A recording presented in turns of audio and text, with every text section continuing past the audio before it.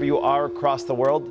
It's kind of exciting noticing that every time that I do a different perspective Saturday morning, there's people watching from the other side of the world. It's kind of exciting. There's people right now that it is 8 o'clock at night. It's neat getting those messages. I thank you, but I thank everybody that watches that even here in Green Bay.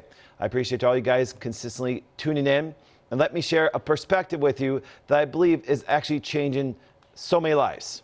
But today and the rest of this month, actually almost for the next 2 months, what we are going to be doing is we're going to be covering an important series that actually literally changed the direction of my life. And today I'm going to set the whole stage for some things that happen from my own personal story, but how I work through it and how to still this day, I believe that if you get the general concepts I'm going to teach today, can really change how you look at the female body. And yes, it's directed towards a certain hormone that's dominating the female world, but it actually pertains to men also. But on the flip side, if you're a man that's tuning in, I can tell you beyond a shadow of a doubt that guess what? If you understand this series, you'll be able to understand women better than most men. So if you're a man on this series or if you're a woman on this series, it's very important that what we're going to go through over the next 4 weeks. For the next 4 weeks, once again, we're going to actually look at estrogen. And the next 4 weeks after that, we're going to look at testosterone and how it relates to both men and women, but also the effects it has on us, on human body.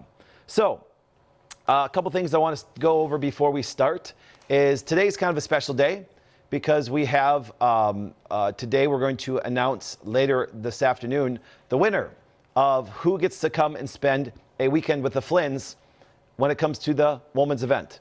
The Wellness Way Women's event, don't quote me exactly, but over 400 tickets are already sold. We can only hold about 500 people in the church that we actually have. And we're still 3 weeks away, so we're going to pack out that. Also, all of the offices across the country, a lot of them will be broadcasting it live in their office as we have 4 amazing women speakers for the women's event. Actually, at the event, there's no guys allowed except for us docs who are going to be working and helping the event go beautifully that day.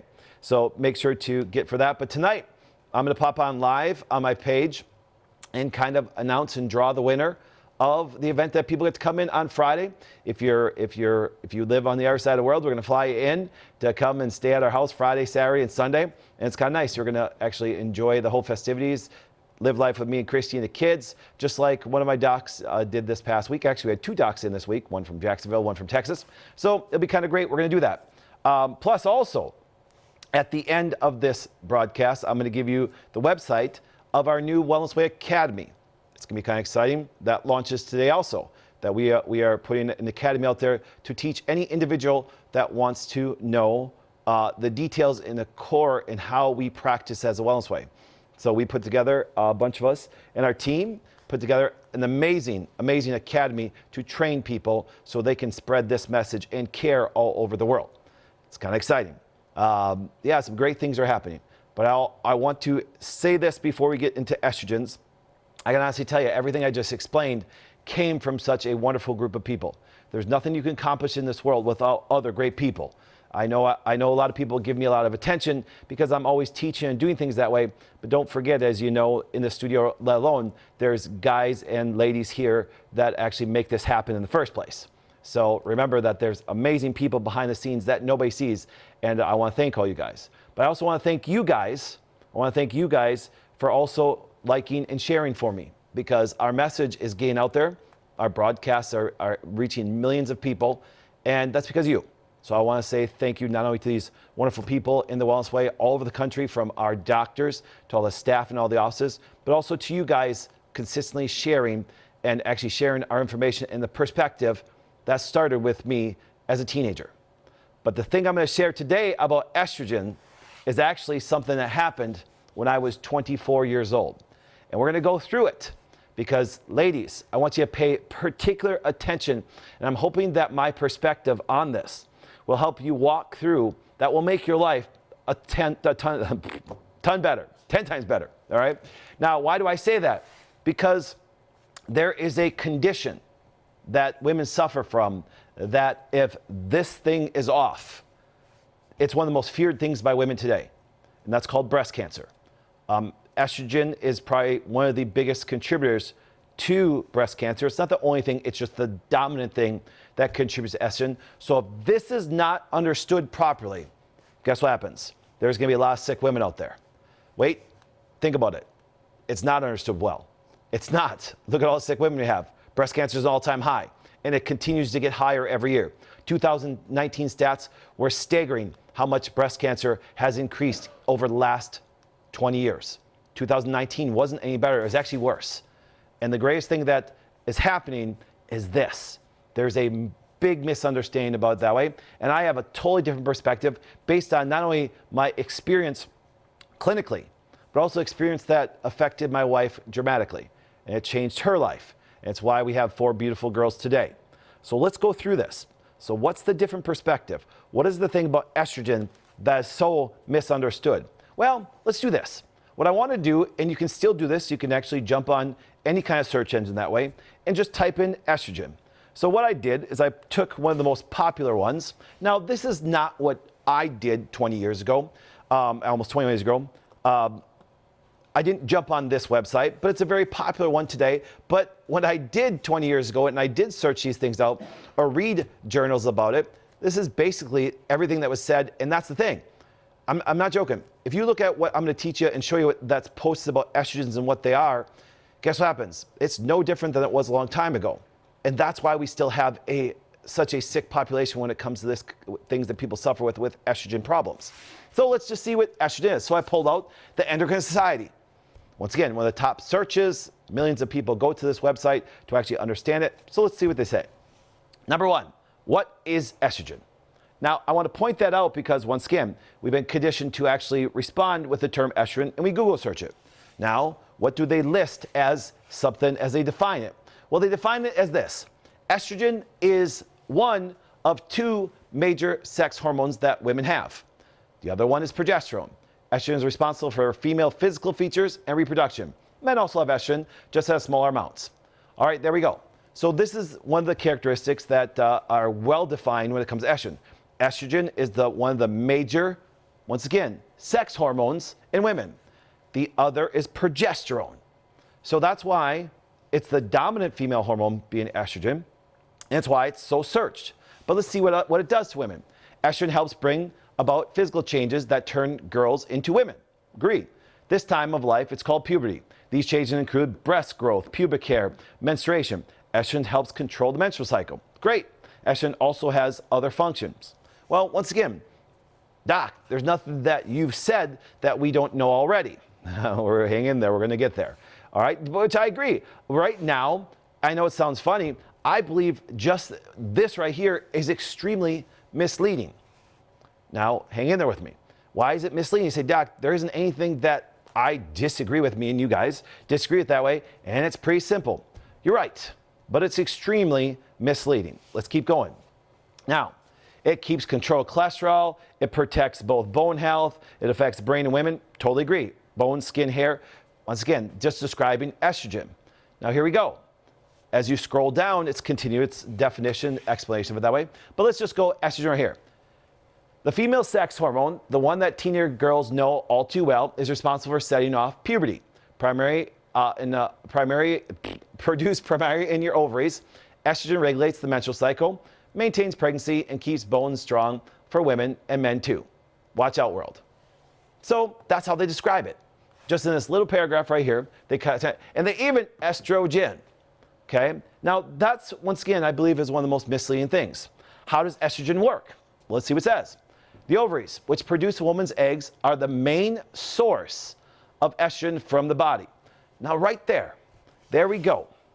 I remember when I first started studying estrogen, I was like, wait.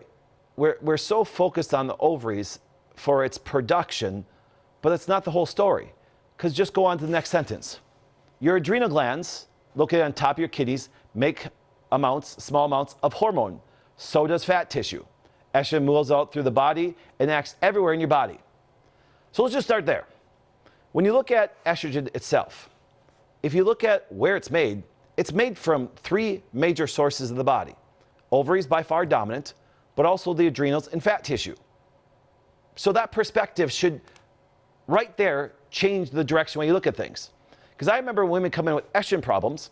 all of a sudden, guess what? I'm going to go, well, guess what? Yes, everybody's focused on ovarian production, but do they ever address your adrenals? Do they ever address your fat tissue? Some of the things I'm going to say today are going to make women feel bad. Because you know why? If fat produces more estrogen, if you have more fat, you're going to likely have more estrogen. And therefore, women that suffer from estrogen dominance, does a doctor ever look at the doc and say, girl, you got to lose some weight? No. They don't want to offend a woman by telling her she needs to lose weight. Because why? Because once again, they don't really get them to know how to lose weight besides exercise more and eat less, which doesn't work. I've proven that many a times when it comes to hormones itself. But some of the things that women suffer from in estrogen dominant symptoms, once again, can be regulated just by making sure a woman has a certain amount of fat tissue. Now, to give you an idea, women are always going to have an extra layer of fat because it produces hormones. On the flip side, if women over-exercise and deplete all their fat tissue, they may like the way they look, but then they're going to be extremely hormone deficient and they're going to put a lot of stress on their ovaries and their adrenals. See, so there's a delicate balance between estrogen and three major functions of the body. Got to make sure that, once again, the ovaries, the adrenals, and the fat tissue are appropriate amounts. Now, once again, the appropriate fat tissue percentage for a woman ranges between 17 and 22% body fat. I know now for a guy that would be excessive, but for a woman, you're supposed to have that beautiful layer of subcutaneous fat that actually produces hormone. So those are some of the things right there. I say they're going, oh wait, as a doc, as a clinician that actually has to look at women and actually talk to them about their estrogen levels, we have to address three major areas just to even get these things to be produced properly. That's significant right there. So step number one on the perspective, make sure that when someone comes and tries to address your hormone levels, replacing them naturally or synthetically is actually a bad idea because there's multiple factors that determine what those levels are at. And if they're just tossing an herb at you or bioidentical or HRT without addressing those three major organs, you're never going to really hit normal hormones. Now, let's go on. What can go wrong with estrogen levels? For many reasons, your body can make too little or too much. I agree with that. Or you can take it too much or too little, such as birth control and estrogen replacement therapy. You might want to keep track of your symptoms by writing them down. Bring your symptom journal to your doctor. It's one of the reasons why a lot of times doctors will not measure estrogen levels because, once again, they just really don't want to do so. They base it on so much of the symptoms. That's why, once again, when women go through things, they say they're being hormonal because, once again, they actually have all these things journaled down that they're going through that are affecting all the tissues of the body. Now, so all of a sudden, and once again, I remember doing this. I remember going, okay, all this makes sense. But then all of a sudden, you get hit with this. And I remember learning this in school, but forgetting all about it. Because here's what happens. We went from the term estrogen to here we go. Your body makes three main types of estrogen. Wait. Hold the phone. Makes three types of estrogen. I thought estrogen was a hormone. Well, that's why I've traveled around the world and told people, say, can you answer me a question? Once again, is estrogen a hormone? And everybody's like, yes. I'm like, that's not true. Estrogen is not a hormone. Estrogen is a term.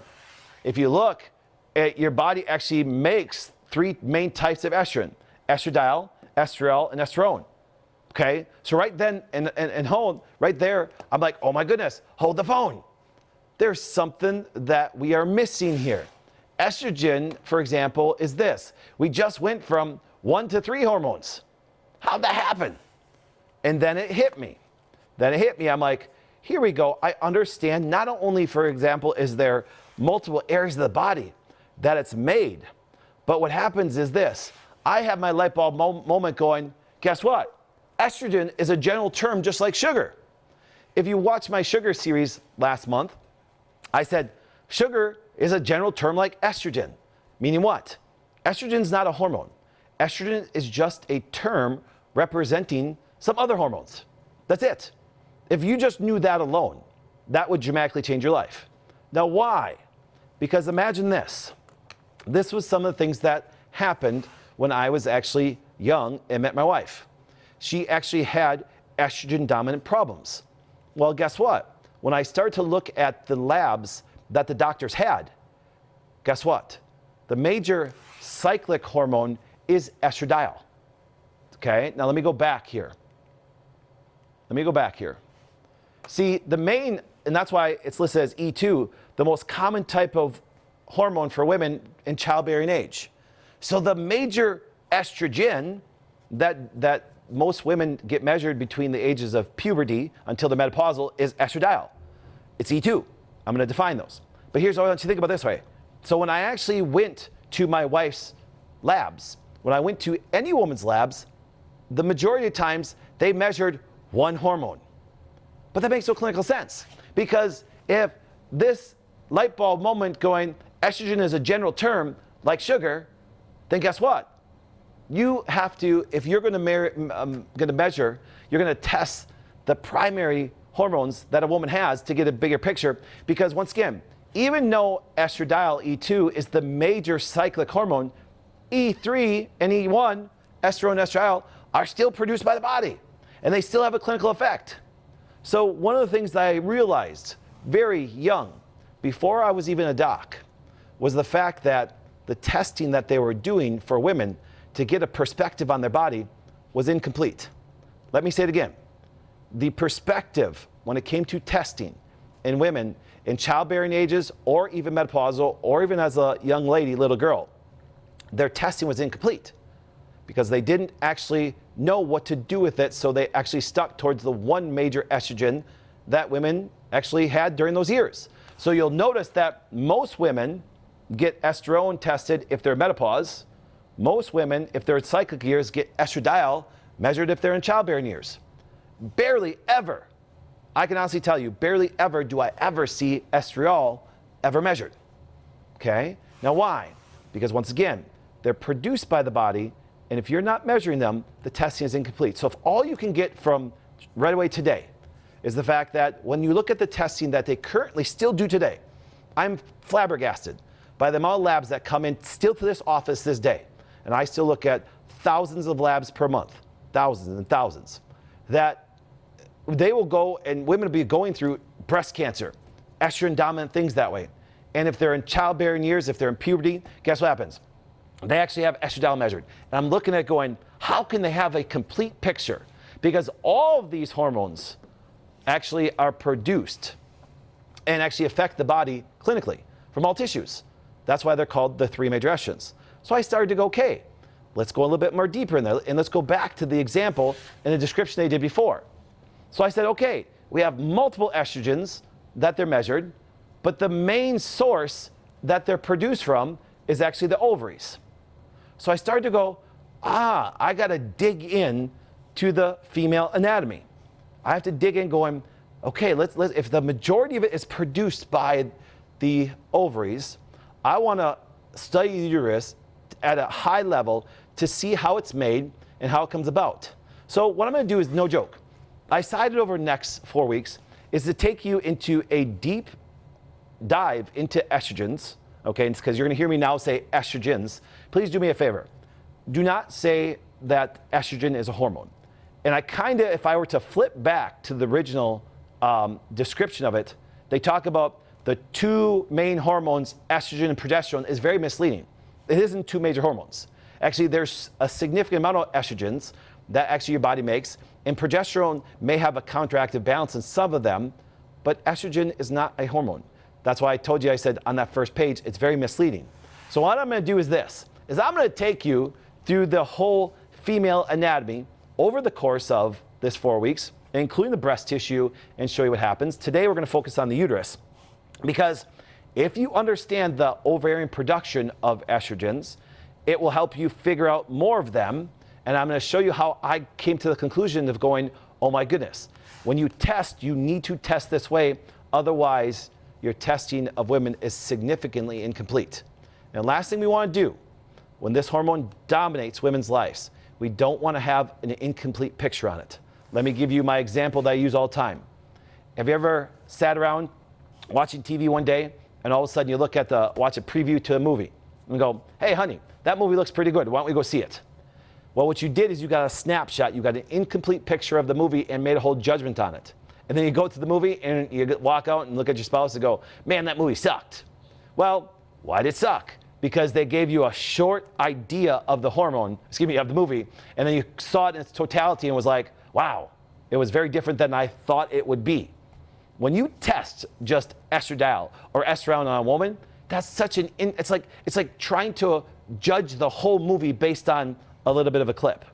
So let's actually look at the uterus. I know it's actually a pretty funny looking organ.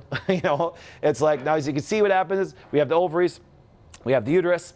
All right, now what I want to do is this. I want to take a cross section of the ovary, all right, and I want to break it down. So we're going to take that, we're going to take the ovary. Now, before I go on next, I have a question for you. How does your ovary make hormone? Let's do this. I want to jump on here. I got you guys on my phone. I want you guys to tell me this. Brandon, we're going to give a prize away this morning. I want people to understand how actually an ovary makes hormone. Does anybody have an idea? Anybody have any idea how an ovary makes hormone? Now, I want to tell you this because you're going to find this quite interesting. If you ask an endocrinologist how they make it, you ask an OB how they make it, they really don't know. Because I'm like going, how can you not know this? I spoke to so many hormone specialists and I asked the basic question. How does this nice little, small little organ, once again, make so much hormone? And let's see what they got here. I love this. No clue. The brain. The brain? Close. Someone said the brain. Cortisol. I love all your answers. It's kind of fantastic. But I want you to think about this. Let's go to it in great detail. Because here's what happens. I'm going to show you something really cool because I want you women to, and actually guys, I want you to right now let me know what your age is. So let's pick somebody that actually answered. So Julie Thomas just answered from the gut. Okay, great guess, Julie, but that's not the correct answer. But let's take Julie Thomas because she answered on there.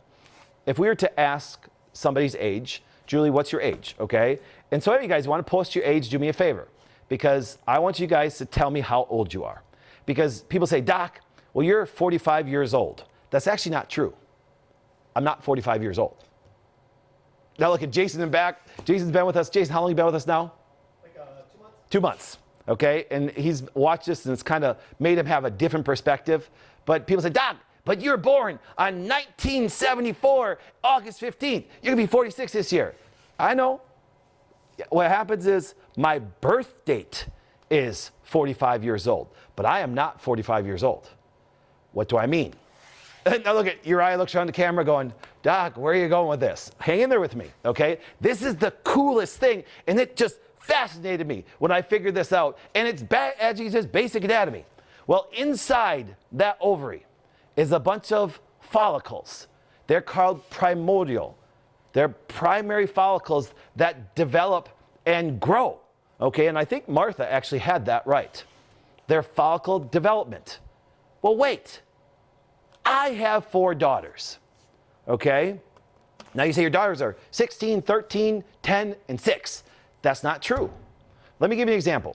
My mother was 20 years old when she had me. 20 years old. Now, I think she was 19, turned 20 the next following week. So roughly 19 years old, okay? So believe it or not, my birth date is 1974. But does anybody know when the follicles are in a young lady? You're born with them. That means a part of me was actually inside my mother when she was born. That means when she was born, her follicles were actually already inside of her ovary. So I actually am technically almost 65 years old. Because if she was 19, I'm 45, I would be 64 years old. There's a part of me that has been on this planet for 64 years. Now, that's pretty cool. I know Jason's like, what? So I want you to take this. You basically, when your mom was born, whatever age you are, add your mom's age, and that's what basically were. So, my mom is 65. I basically have a part of me is 65 years old and been here. Yes, there was a contribution from my dad, and an egg developed, or excuse me, sperm and egg came together, developed that way. But guess what? A part of me has been on this planet since 1955. And I was kind of fascinated by it. I'm like, oh my goodness. Now, once again, I didn't develop or grow until the brain stimulated the ovary to produce the follicle. And that's why they're called primordial. And then the minute the brain starts to stimulate them, they start to grow. So let's go through this. So I want you to think about this, guys. Some of you guys are actually older than you think. So your birth date, take your birth date, add how old your mom was when she had you, and there was a portion that you've been on this planet for that time. So it's kind of neat. Now, we're going to cover this in a couple weeks, but that's why the child's health, the teenager's health, and then eventually the mother's health, it's very important to see what happens to that follicle. So if a child actually has damage to her uterine and actually ovaries when she's little, it can affect her development of her primordial follicles. And that's why sometimes people have a hard time getting pregnant because of what happened to them when they were a kid. People think the ovaries are more have to do with when you're in puberty. That's not true. It starts with the health of a child. Now, so let's take this whole levels. So we're going to look at the cycle over roughly 28 days. All right. Now, what happens is there's a bunch of brain hormones in the first phase of the uterus that actually jump up. Okay, and we're going to cover these later. But there's LH and FSH, but there it is. FSH, a follicle stimulating hormone. So this follicle is stimulated by the brain. So the brain pituitary releases a hormone, once again, a hormone, FSH, to actually follicle stimulate this bugger to grow. Now, what happens is the egg is stimulated to grow. So this little follicle continues to grow, and guess what it releases? Estrogen. So how the ovary produces estrogens is by growth of the follicle. That's it. It's actually by growth. And then as there's certain estrogen releases, it tells the brain back, guess what? I need more, I need less. That's why I tell people are so focused on the ovary when it comes to estrogen production. I'm like, no, there's a bunch of gears all working together. That's where I came my Swiss watch principle. Is that all these gears have to simultaneously work together for it to happen. Now, if all of a sudden this is doing good, then guess what? The follicle will continue to grow and release more what? That's why estrogens start to climb up and they tell the brain what's going on. And then continuing this, that what happens is estrogens actually grow, the follicle develops, and then boom, guess what happens? The egg is released. So think about this.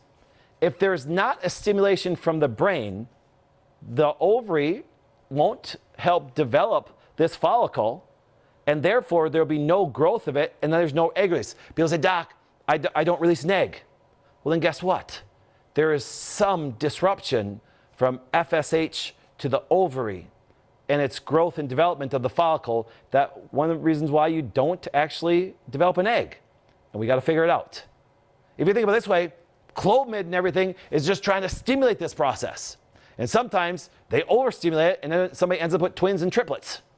And it does happen. See, the physiology and the biochemistry has always been known. Our perspective is, why is this disrupted? What's going on? And how can we normalize that, not stimulate that? Now, as you can see, and we'll cover this later, and things, then we have a second phase of the cycle. The brain hormones, everything change. And then guess what? A bunch of other hormones are produced by the change of that follicle. And now it tells the brain what's going on. So it's kind of cool. It's all these steps that happen for this to go through. But this is a big key. Estrogens are produced by the ovary when there is growth of a follicle. It's that simple. It's that easy. So making sure that those primordial follicles are well taken care of actually determines not only the fertility of a woman, but also their normal cyclic production. And birth controls actually really interfere with them. And they can even cause some major problems. Who says so? Birth control. They disrupt it. That's why they're called endocrine disruptors. They disrupt all this so this doesn't happen. The sad part is you keep on disrupting it, there's going to be some major things that happen that you do not want. Now, you said, Doc, so if we look at this, so we go back to those primary estrogens produced. We got estradiol, there we are. We got estrone. But your ovaries only produce very small amounts of estriol. And I started to read about it, and I'm like going, okay, it's a primary estrogen because there's little produced, but there's more that actually is there than what's produced. I was like going, it's not making sense. How is it that here's the lab values of this much, yet the ovaries only produce this much? And then I started to read about it. I'm like, the majority of your estriol, once again, is not actually produced. It's a metabolite. So I'm like, a metabolite. Now understand, we're taught the basics of hormones in school. I can honestly tell you, from an endocrinology standpoint that way, most people are just taught the very basics of hormones.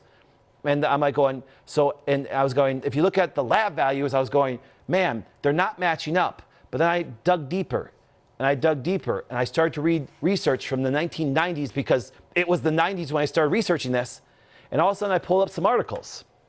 So these are PubMed articles from the Journal of Clinical Endocrinology and Metabolism, published in 1999, the year I graduated. Menstrual cycle effects on urine estrogen metabolites. And I'm like, what the heck is a metabolite? I'm like, this makes no sense. And then all of a sudden I started to read that estriol, E3, is more of a metabolite than it ever is a produced hormone. That means that estradiol, estrone, and guess what?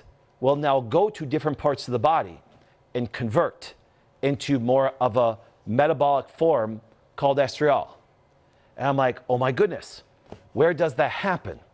And found out the primary place that hormones convert from one form to another is actually the liver. And that's why you see so much about estrogen metabolism in the liver. And I was like, hold the phone. That means that a woman's state of her liver is actually significant when it comes to overall hormone balance and all of her hormone changes. And that changed me because everybody was looking so significantly at the ovaries, which I agree, at the adrenals, which I agree, and with the fat tissue, I agree. But that is a place of production. So we just think we got to produce hormones for liver or produce hormones for women. So that's why if they're low, let's just put more in there. If they're high, let's try to stop them. Well, there's more to the picture because you may actually have high or lower hormones not based on production, but you can actually have it based on metabolism. Your body can metabolize these things too quickly, and your production from your ovaries can be perfect and you still have low hormones. Your production can be absolutely normal and your estrogens can be high because they're now not metabolizing and breakdowning in the liver. And I started to go, oh my goodness, they're missing the boat. There's such a perspective that when we look at hormones, most people are just looking at high and low and what they can do. The whole natural world, if you look at it this way, is if you have low estrogen, here, take this herb. But that doesn't make any clinical sense because, once again, are you just looking at stimulation? Do you even know if the ovary is producing it right? Do you know, for example, what's wrong with the liver? Do you know if there's an adrenal problem? Does the person have too much or too little fat? See, these are the things that need to be asked to a woman on a regular basis.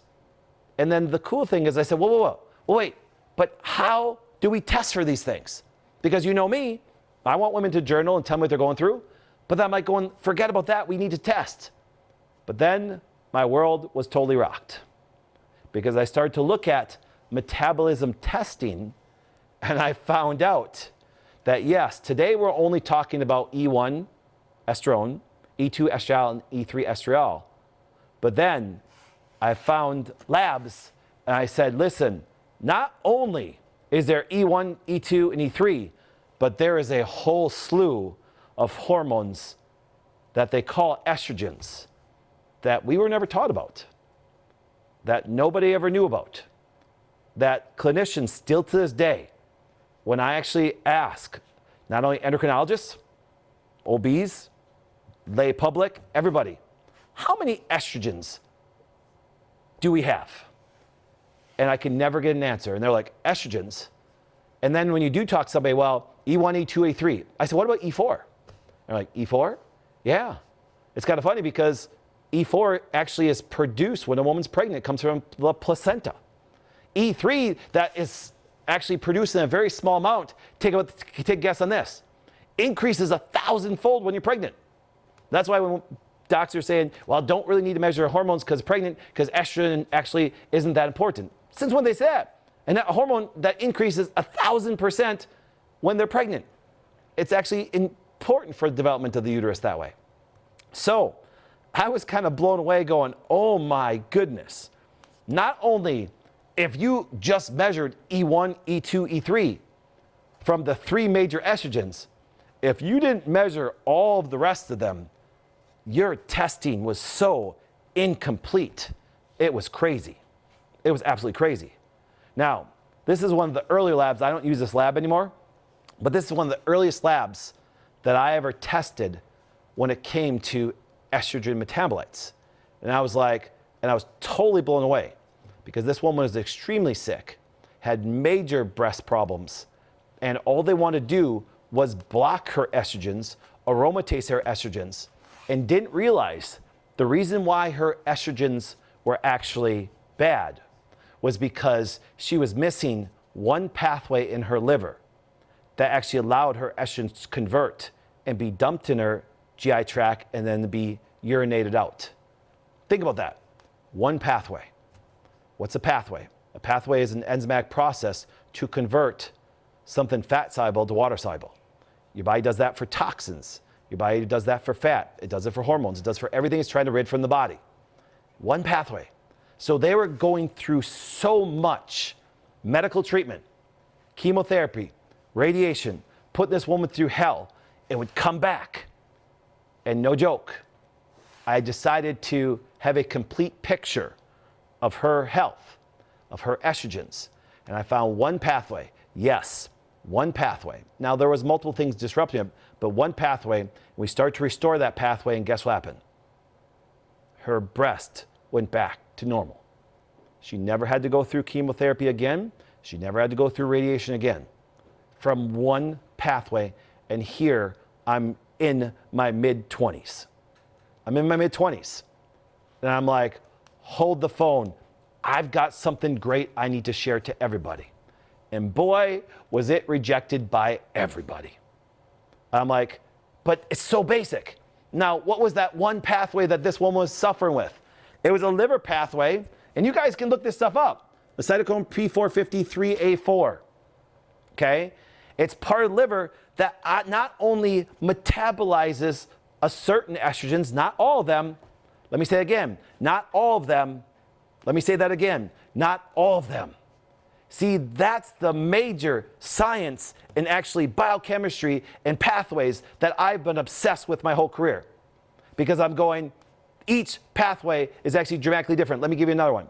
I'm going to go over this probably next week, but there's a pathway that people can eat cruciferous vegetables and allows those things to come out. That's why when I hear dumb stuff by natural practitioners saying, you got to eat cruciferous vegetables to rid estrogen dominance. One pathway. That's one pathway. If that pathway is normal, you can eat all the cruciferous vegetables you want and it will make a darn bit of difference. Just like, for example, if this pathway is normal and you support that, its deficiencies, guess what happens? It won't make a difference. Now let me show you this pathway that I'm related to this one woman. Now watch this. The CYP3A4 is responsible for metabolism of more than 50% of the medications. Now think about this. So this woman not only couldn't metabolize one of her estrogens into its weaker forms to be rid from the body, as they were putting medications into her body, she was reacting very negative. Do you know why? She couldn't metabolize those things. She couldn't metabolize those. That's why things that inhibit this pathway, because there are drugs that slow it down, can cause very negative side effects to people, because if you inhibit it, your body can't get rid of it. Now watch this. This activity is absent in newborns, but reaches adult levels around 1 year old. Think about this. I kind of find it quite interesting from the basics of the liver, ridding something that doesn't belong. 50% of medications that are out there today. Now remember, this is a medical website, and you can look this up. It's kind of quite basic. 50% of the medications that humans actually can metabolize safely out of the body, guess what happens? This pathway in children is not even developed to around 1 year old. So let me ask you a question, doctors. How can you give kids medication before 1 year old? Let me present that question to you again. How can you give a child medications that they are not even equipped to deal with before they're 1 year old? And here's what happens. And no joke, things that can interfere with this pathway are erythromycin and other antibiotics. And we're giving kids, when they're little, antibiotics like crazy, and their liver doesn't even have the processes that's genetically made to move out before they're 1 year old. Where do they get off taking care and doing some things? I have no freaking clue. But see, they can't tack the message, so they have to tack the messenger. Well, my doctor said, your doctor doesn't know how to read basic biochemistry? Your doctor doesn't know how to read basic liver function? I'm not joking, guys. That's why sometimes I seem so frustrated, because I'm like, where do they get off doing this? The liver is not even ready to do this stuff. Now, liver and small intestine have the highest 3A4 activity. Yes, that means that the liver, for example, metabolizes those hormones, but so does the small intestine. But why do you never see that listed, that guess what? Estrogen levels have to do with your ovaries, have to do with your adrenals, have to do with your fat tissue, but also your small intestine. The balance of your estrogens has a lot to do with your small intestine. So do you think, ladies, that your estrogens have anything to do with their digestion? Massively. Massively. But what doctor gives you that perspective? What doctor says, listen, if you stress out your GI, it could interfere how you metabolize your estrogens out and cause a whole host of problems? See, when you look at the body like a Swiss watch, there's just no looking at one organ to actually see how it's affected, because there's so many connections in there. And a doc that digs deep actually will start to figure these things out. And I started to figure this out in my 20s. I'm like, how can the world not see this perspective of, with all of the breast cancer and all the estrogen problems and all the endometriosis and all the infertility and all the things that are going on, and they can't even understand the most basic things of how estrogen is produced and moved through the body and metabolized safely. So, some important CY interactions are due to intestinal rather than hepatic. Guess what? For example, grapefruit. Now watch. Women have a higher rate of this than men do. Why? Because they have more estrogens. They have more estrogens. Oh, I didn't know if I was going to talk about this, but I'm already hated sometimes, so I might as well say it. I want you to think about this. Think about this. So, to metabolize some of those estrogens out, women genetically, their liver, their small intestine, are more equipped to handle estrogens than men do. So I think it's extremely unethical, inhumane to allow doctors to inject estrogen into men that want to be women, because their liver is not genetically programmed to handle that amount of estrogen. So as you are sticking estrogen into men that want to change their gender, children that want to change their gender, to me it's an outright crime. Because if you understand how the liver works, that little boy that you say, I want to support him being a little girl, that man that you want to say support becoming a woman, you are setting them up for such horrible health issues. It's absolutely ridiculous. I have no idea how you as doctors can actually justify that when you knowingly know that the liver is not meant to handle it like a woman's liver. And I hope that makes you guys upset, saying, I think that therapy is absolutely ludicrous. Actually should be illegal. Should be illegal. Drives me nuts that when they do that, because all I think about from that man that wants to be a woman, I'm going, this can't handle it. You're not meant to handle it. Talk about all of the estrogen dominant problems they're going to give those men is ridiculous. It's ridiculous. You're setting people up for health problems. It's why, for example, HRT even give it to women. If this pathway is disrupted, cancer's coming. Cancer's coming. It's kind of crazy. And you can test to see if this is working. So I just said, let's test it. And I can dramatically show you over and over and over and over and over and over again how just this one pathway is so disrupted in women that they can't even metabolize into the normal form of the most basic weak estriol. And it drives me nuts. Yet they're going to give, here, your birth control, ladies. If you don't metabolize it well, birth control can cause you a lot of infertility, cancers. Who says so? They do. They know this. How can they justify putting any kind of hormone into a child? She's 13 years old, she had bad cramps. Why don't you ask her why she has bad cramps? Why don't you test and figure out why those estrogen levels are out? Do you see him? It just drives me absolutely crazy when I see the care that's given to young ladies and women and elderly women of today. It makes no simple sense of how the body works. Now, watch this. You can inhibit this pathway. It's why, once again, you can slow it down by medications. That's why they tell you. But there's also natural things that can do it, like grapefruit. It's like, doc, why do they tell you don't take this medication with grapefruit? Because that medication better clear out. If it doesn't, it can cause death. And if you eat grapefruit with it, it can actually do what? It can actually keep it from breaking down and recirculate and even kill you. That's why they tell this. Like people say, no, I can't have it grapefruit. I say, why? I don't know, interacts. What does that mean, interact? The grapefruit doesn't fight with the drug inside your body. The interaction is it affects a pathway of the body, and now the medication can't rid itself. And therefore, guess what? Something as simple as a food like grapefruit can interfere with it. On the flip side, something that induces it is St. John's. Well, doc, you can't take St. John's wort when you take an antidepressant. Well, why? I don't know. Well, then, do you ever ask why? Because you know why? Because St. John's wort actually stimulates that pathway, and it'll take your antidepressant and clear it out really quickly. Really quickly.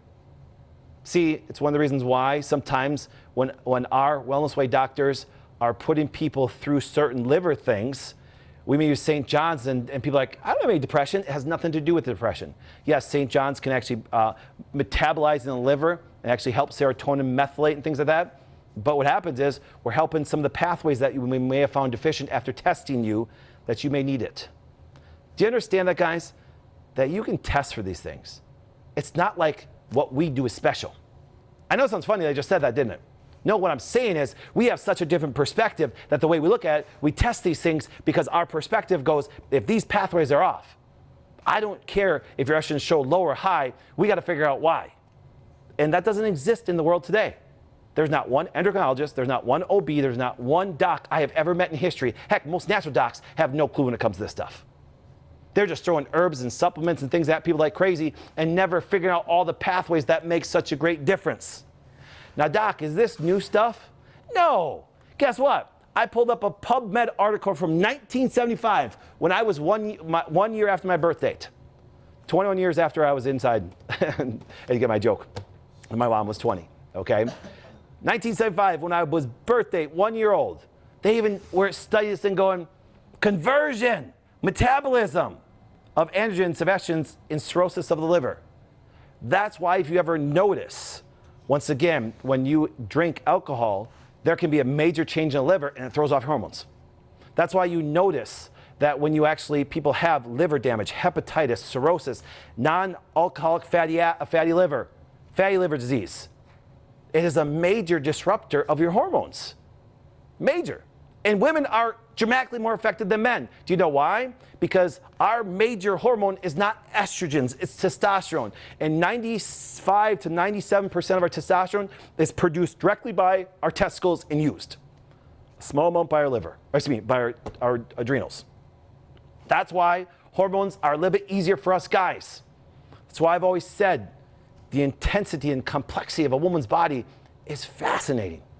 It's absolutely fascinating. I am so fascinated with the female body. It's just, I think, the coolest thing on the planet. It's just the coolest thing because it's all these directions going in one place. And then the cool thing is digging deep into saying, okay, what's throwing it off? And then what's happening here? We have it simpler as guys. And I know all the women going, this sucks. It does suck for you guys. Because when things go off, things go bad. And they go bad in a bad direction. So I want you to think about this, guys. Estrogen is not a hormone. I have redefined what estrogen is. Estrogen is this. Estrogen is a term that represents a group of hormones that are produced in the ovaries, adrenals, and fat tissue that are now converted in other tissues of the body to carry out both physical and mental characteristics in a woman. That's what estrogen really is. And when you understand estrogen from this standpoint, from a wellness way perspective, from a different perspective, you can actually approach a woman's body and have the greatest clinical success that actually exists on this planet. And I figured some of this out when I was in my 20s. And now I'm 45, and I haven't said anything different in 20 years. 20 years. The Wellness Way was founded December 27th here in Green Bay, 20 years ago. And I sat there as a young man going, they're missing the boat. Because what happened was this. When I was presented with an issue of a sick wife and another sick woman, I had to seek the answer. Seeking is the key. What are you seeking? What are you seeking? See, I constantly seek better answers for the people that are going to come into our offices one day. I seek for a better way of care for people all over the world. Because you know what happens this? Here's a big thing in the natural world right now. Here's a big thing. Well, there's good estrogens and there's bad estrogens. Where did they get that from? Where did they get that from? If estradiol doesn't metabolize right and it's elevated in the body, it's doing its job the way it was meant to do. That's not a good or bad estrogen. What happens is you may have a good or bad liver. You may have a good or bad intestine. You may have something that you're stressing that system out with. But the idea of good and bad, I sat at a conference one time and a guy got up as an expert and said, there's bad estrogens and good estrogens. I'm like, really? I'm like, the ovaries and adrenals and fat tissue, I'll make them. When did your body start making bad stuff for yourself? When? When did your ovary say, I'm going to do something bad to this thing right here? I know it sounds ridiculous when I say that, but they get up in front of a crowd. You're amazing. And I'm sitting there going, you're ridiculous. You're telling people this. It's really funny, yet the biochemical structure is produced by the body and it's bad? I don't get it. I don't get where they get this from. It's misleading. And what it's doing, it's misleading people to illness. Don't believe me? How are we doing? How's breast cancer today? It's an all-time high. So, over the next 3 weeks, I'm going to go into great intensity of showing you how you can figure this stuff out. Everything from your daily activity to actually testing. You know, it's really interesting because as I went from before, the whole thing about the different perspective is going, well, doc, if I'm actually going to truly actually measure hormones, if I just measure blood and get estrone, estradiol, and actually a small amount of estriol, I don't even really see what really estriol is doing, so I need to actually do that urine test. So when I was 25 years old, I said, listen, when people come in this office, they're going to get the blood and they're going to get the urine, and we're going to have the best perspective, a different perspective on these hormones than anybody else in the world. And still to this day, over 100,000 labs and actually all the clinics, I've still never seen anybody come in and have their hormones tested properly. And that's a bad day. Go back to that movie. How could you make a judgment on a movie by watching a clip? You can have an idea, but let me ask you a question, ladies. Do you want to have a complete picture, or do you think we should just go in a way of an idea? They're doing that. Heck, sometimes we can't even get people to test hormones because the doctor says you don't need to. That's their perspective. And it's why breast cancer, estrogen dominant problems, and all these things are on all-time high. All these things. Guess what, guys? It's not a joke. I hope I'm not up here 20 years from now saying the same things like I have for 20 years. I know people laugh when I say this, but I said, you know what, something? I already know the title of my new book. It's called I Still Disagree. Because, once again, Nicole and I sat down the other day, and she got actually labs over last week from an integrative doctor here in Green Bay who has a medical degree. And they're jacking them up on bioidenticals, and they're causing major issues. But here's what happens. Not only causing major issues, their testing is so grossly incomplete that I don't care if you go to Purveya, I don't care if you go to Aurora, I don't care if you go to any of these clinics here in Green Bay, the major hospital systems, they are still actually testing is so incomplete because their perspective will never work out for you ladies. That's every medical establishment. Say, doc, that's pretty bold. All right, then let me present my ideas and let them present their ideas, and let's take care of people and see where the clinical results come. The end result, ladies, is this. You don't care if you're sick. And women are all-time sick. So, doc, what can we do? Well, number one, understand your hormones. Understand where they're produced, where they're converted, and what they do. And then get them tested properly. See, that's the thing. I know I say tested properly, but you get it now. After I'm done with this series, actually in about 2 months, because I'm going to cover estrogens, I'm going to cover testosterone to make sure the guys get it that way. But ladies, you have testosterone too. And there's a conversion process that happens with that. And we're going to cover that, okay? But you need to have a person look at this properly. What else? Support your liver. Support your liver. Guys, bad food and stuff destroys your liver. Put stress on it. That's why you're so affected by it that way. It's one of the reasons why, ladies, that your husband can drink soda all day long, stop and lose 20 pounds. But you drink soda for a long time, stopped, and nothing happens. Because that liver is still an issue and can't metabolize. The pathways are all messed up. And unless somebody digs deep into those pathways, you're never going to be able to metabolize those things. Watch your stress. That's a big one. Because one thing that if you didn't catch on that pathway, glucocorticoids, cortisol, can majorly change your pathways. Yes, ladies, I've repeated this over and over again. Mental stress destroys almost every organ in your body by pathways. It's kind of crazy. It's why when I get up there and say, ladies, watch your stress, sometimes people get downright mad saying, I'm thinking women are not mentally strong. I never said women are mentally strong. I said that their organs can't handle it. Who said so? Their physiology. Now, maintain a normal fat level. Ladies, you gotta, and also guys, but ladies, it's more important for you because you do produce a lot of hormone from that. You know, it's kind of funny because we're allowing some dumb crap today. I'm sorry. When you look at the transgender stuff and doing this to injecting men, when they're glorifying obesity because they don't want to make somebody feel bad, you know something? The same people glorifying obesity and watching a woman drink a soda when she's obese and then screams that I should pay for her health care is living in a freaking fantasy world. And if that offends some of you guys, I'm sorry. I'm not here to actually tell you what you want to hear. Because here's what happens. As Jason and Brandon and the media team put out a great clip, look at what type 2 diabetes is doing to countries across the world that have socialized medicine. It's bankrupting them. It's bankrupting them. Everybody jumped over Julian Michaels when she said, stop glorifying obesity. I'm on the same page with that. And if that makes people not want to watch me, then that's okay.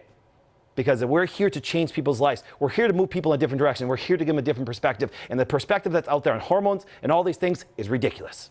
And it needs to stop. Because people are suffering. And unless you're a doc, unless you're a practitioner that can look at somebody and say, these need to change, you have to be strong enough. Because the attacks come. And they attack not the ideas that I'm sharing, they try to attack the messenger. See, there's not one thing that I present to you today that you can't look up. It's basic. It's the most basic thing. Well, doc, you're saying kids have a very hard time processing medications for a 1-year-old? Yes. Who says so? The liver. Are you going to argue with the liver? Good luck. I know it sounds funny, but good luck. That doesn't happen that way. Now, what else can we do? Herbs. There's great herbs for the liver. I love turmeric, ginger, and parsley. Now, if you're allergic to those things, don't eat it. But herbs should be eaten on a regular basis to support that liver. And I said, doc, are there great supplements? Yes, there are. But you need to be tested first. Our doctors are so keen on testing these things before they ever give anything because once again, just like the one pathway I'll probably teach next week that says, well, cruciferous vegetables. Yes, but if that pathway is normal, giving some cruciferous vegetables means nothing to that pathway. That's why it's important that, yes, there are certain food things that you can eat on a regular basis that support this bugger. But also, guess what? There's medicinal herbs that you can take that can support those pathways that will get them normal so the body can now metabolize hormones. It can metabolize everything from bad stuff to fat tissue to everything that way. So, on that, really, it's not estrogen like the beginning. Throw apostrophe S there. It's estrogens.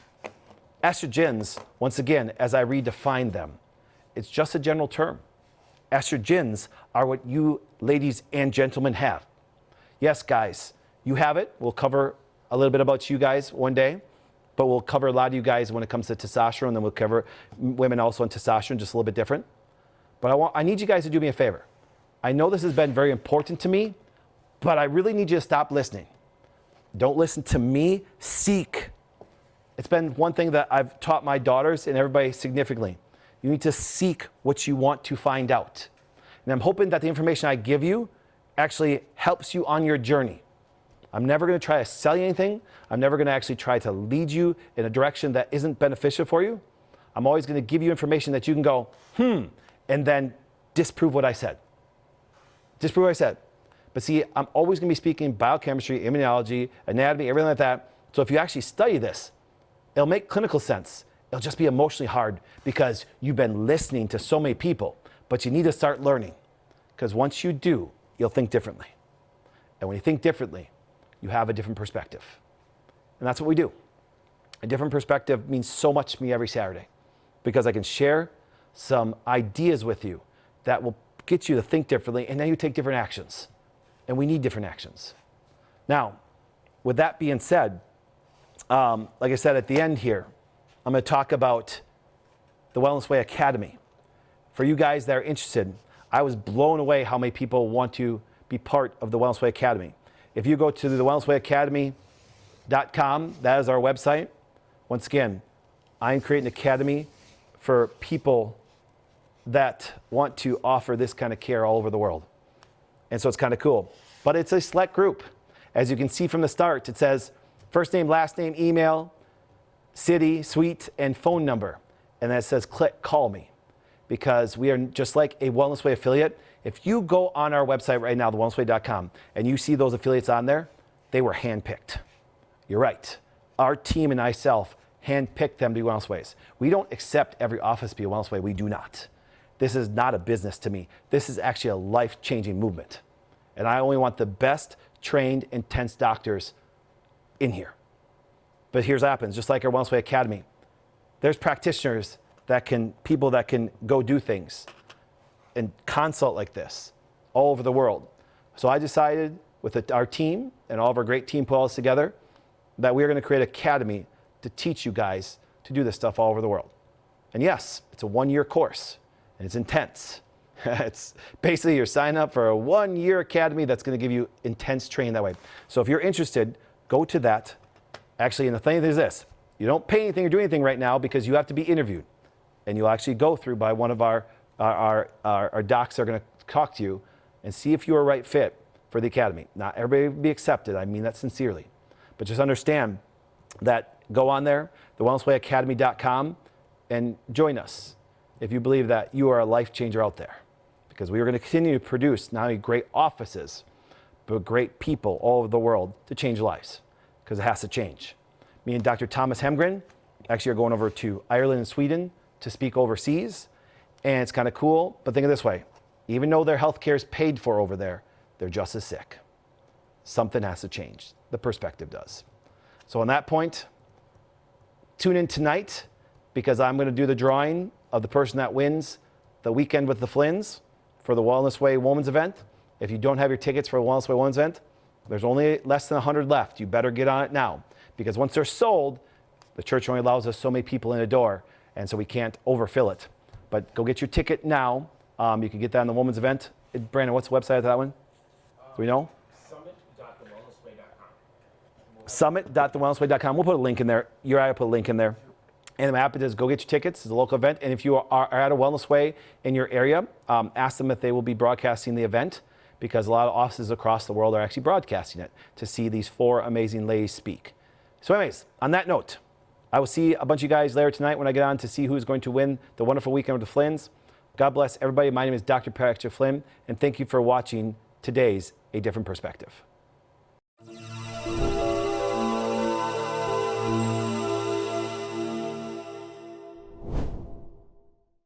Hey, thank you for watching.